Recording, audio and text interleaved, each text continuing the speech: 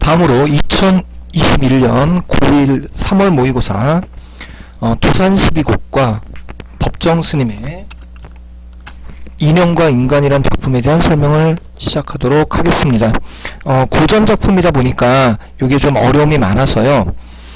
딱딱 각 것들로 나올 만한 문제들 그거에다가 초점을 맞춰서 좀 설명을 하겠습니다. 자, 먼저 도산 12곡 보시면요. 이건 중요한 게 이황 이분이요. 도산서원 안동에 있습니다. 안동에 서원을 세워놓고 제자들을 가르칠 때 썼던 시조라고, 그때 제자들한테 남긴 시조라고 보시면 돼요. 그래서 내용 자체가 공부 열심히 하겠다. 그거 좀 어려운 말로 학문의 정진이라고 하는데,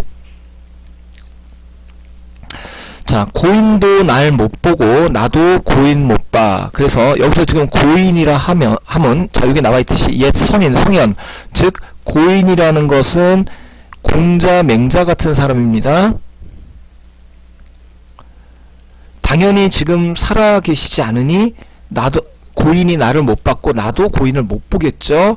고인을 못 봐도 가던 길, 자, 누가 가던 길이요? 고인이 가던 길입니다. 즉 이거는 학문의 길을 말해요. 가던 길 옆에 있네. 가던 길 앞에 있거든. 아니 가고 어찌할까 해서 서리 형태로 그 길이 앞에 있으니까 내가 갔다. 학문의 길이 앞에 있으니까 내가 가던 길이 앞에 있으니까 내가 그 길을 가겠다. 즉 공자, 맹자가 가던 길, 학문의 길을, 유교, 여기 이제 유교를 말하는 거죠. 유학, 요거를 갖다가 지금 자기가 따라서 하겠다라고 하는 다짐을 드러낸 겁니다. 자, 요 시에서 중요한 점은요. 고인도 날 못 보고 나도 고인 못 봐. 고인을 못 봐도, 자, 이렇게 말꼬리 붙들기를 하고 있죠. 가던 길 앞에 있다, 가던 길 앞에 있거든. 자, 요거처럼 요런 거를 연쇄법이라고 해요. 말꼬리 붙들기, 원숭이 엉덩이는 빨개, 빨가면 사과, 사과는 맛있어. 이렇게 이런 식으로 나가는 걸 연쇄법이 사용이 됐고, 그 다음에 주제는 학문에 대한 정진, 공부 열심히 하겠다. 내가 그런 걸 드러내고 있고요. 그 다음에 당시에 여던 길 몇 해를 버려두고 해서 당시가 뭐냐면 젊었을 때예요. 역시 가던 길, 학문의 길 몇 해를 버려두고 어디가 다니다가 이제 다니냐. 어디가요? 어디가 다녔냐고요? 예, 벼슬을 했단 얘기예요. 자, 벼슬을 하다가 이제 돌아왔는고, 이제 돌아왔으니 딴 데 마음 마르리. 뭐 요 부분도 연쇄 형태로 만들어졌다고 볼 수 있겠고요. 딴 데 어디요? 벼슬이나 요런 것들을 부정적으로 보는 걸 알 수 있습니다. 이런 데다가 마음을 두지 않겠다. 나는 어디에만, 지금 학문에만 신경 쓰겠다. 요게 지금 벼슬하다가 은퇴해가지고 쓴 글이거든요. 그러니까 그 입장에서 좀 생각해 주시면 될 것 같고요. 자, 그 다음에 청산은 어짜여 만고에 푸르르며. 청산, 자, 만고에 푸르다. 옛날부터 지금까지 계속 푸르다. 유수는 어짜에 밤과 낮에 그치지 않느냐 해서, 자, 여기는 대꾸법 쓰였고요. 위아래 문장 구조가 똑같아. 자, 그 다음에 생각해야 될 게 청산과 유수는 어떤 거? 변함없는 존재. 자, 그리고 우리도 그치지 마라. 만고상청하리라. 우리도 만고상청하리라. 그래서 요렇게 만고상청, 우리도 항상 푸르고, 항상 변치 않고 푸르겠다. 그래서 우리도 그치지 마라. 여기서 그치지 마라는 지금 공부하겠다는 마음이 변치 않아서, 이 산과 물이 변함없는 것처럼 내가 공부하겠다는 이 마음이 변치 않겠다라는 마음을 드러내고 있는 겁니다. 그러니까 전체적으로는 전부 다 공부 열심히 하겠다라는 그런 마음을 드러내고 있다라는 것, 요걸 좀 생각해 주시기 바랍니다. 자, 그 다음 법정 스님의 인형과 인간. 자, 지나간 성인들의 가르침을 하나같이 간단하고 명료했다. 그렇다면 성인, 공자, 맹자 요런 사람들의 가르침을 하나같이 간단하고 명료했다. 뭔가 긍정적으로 보고 있네요. 들으면 누구나 다 알아들을 수 있는. 그런데 학자, 이 안에는 물론 신학자도 포함되어야 한다.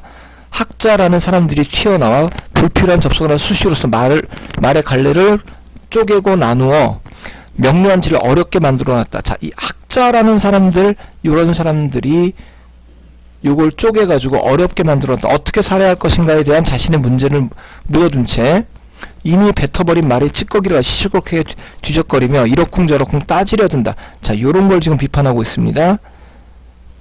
진짜 요런 걸 문제가 안 내고 이렇게 해서 지식의 우란에 갇히고 만다. 자, 그 다음에 이와 같은 학문이나 지식을 나는 신용하고 싶지 않다. 즉 학문이나 지식은 지식인데 어떤 거냐면 그 학문이라고 하는 게 쓸데없이 많은 말을 가지고서 얘기해 놓은 요런 것들. 현대인들은 자기 행동은 없이 남이 흉내만 내며 살려는 데 맹점이 있다. 자, 현대인에 대해서 부정적으로 생각하네요. 자, 어떤 점을 갖고 얘기하자면 남의 흉내만 낸다. 자기가 없다. 자기 행동이 없이 자기 스스로 어떤 걸 판단하고 자기가 하고자 이런 거 없이 흉내만 낸다. 사색은 따르지 않는 지식. 자, 요걸 해야 되는데 이게 없다. 행동이 없는 지식은 어디에 쓸 것인가? 뭔가 잘못된 게 있음에도 불구하고 그 아는 것을 그 행동으로 옮기지 않는 것은 어디에 쓸 것인가? 쓸 데가 없다. 역시 서리 쪽이네요. 아무리 바닥이 드러나 세상이기로 진리와 진리를 사랑하고 실현해야 할 지식인들까지 곡하가세. 이거는 이제 그럴듯한 말로 남을 속이는 겁니다. 아세와 비겁한 침묵으로 처신하려더니 그것은 지혜로운 일이 아니라 진리를 배반하는 일이다. 얼마만큼 많이 알고 있느냐 하는 것은 대단한 일이 못 된다. 자, 많이 알고 있는 거 의미가 없답니다. 아는 것을 어떻게 살리고 있느냐가 중요하다. 자, 아는 것을 어떻게 살리고 있느냐. 이게 이 사람의 주장이에요. 인간의 탈을 쓴 인형은 많아도 인간다운 인간이 적은 현실 앞에서 지식인이 할 일은 무엇일까? 먼저 자, 자문자답 형태입니다. 자기가 묻고 자기가 대답하는. 무기력한 나약하기만 한 인형의 집에서 나오지 않고는 어떠한 사명도 할 수 없다. 자, 현재 현대인의 지식인에 대한 지금 비판입니다. 무지란 말이 있다. 무학이라는 말이 있다. 전혀 배움이 없거나 배우지 않았다는 뜻이 아니다. 학문에 대한 이 무학의 의미가 배움이 없다 아니고 배우지 않았다는 게 아니랍니다. 학문에 대한 무용론, 학문이라는 게 소용없다는 것도 아니다. 많이 배웠으면서도 요겁니다. 배운 자치, 배운 것에 배운 티가 안 난다. 학문이나 지식을 코에 걸지 않고 지식 과잉에서는 관념성을 경계한다. 그러니까 말로만 하고 생각만 많은 겁니다. 지식이나 정보에 얽매이지 않는 자유롭고 발랄한 삶이 소중하다는 말이다. 여러가지 지식에서 축출된 진리에 대한 신념이 일상화되지 않고서는 지식 본래의 기능을 다할 수 없다. 지식이 인격과 단절될 때 그 지식인은 사입이요 위선자가 되고 만다. 자, 그래서 사입이요 위선자가 된다. 그 사람의 인격, 성품하고 같이 가야 된다는 거예요. 자, 책임을 질 줄 아는 것은 인간뿐이다. 이 시대의 실상을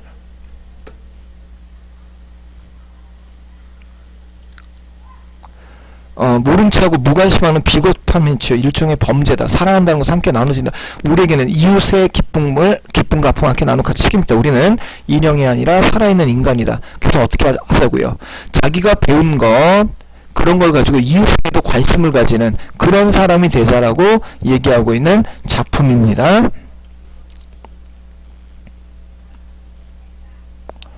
자, 그래서 자 지금까지 됐고요. 그 다음에 이어서 그 다음 작품 설명하도록 하겠습니다.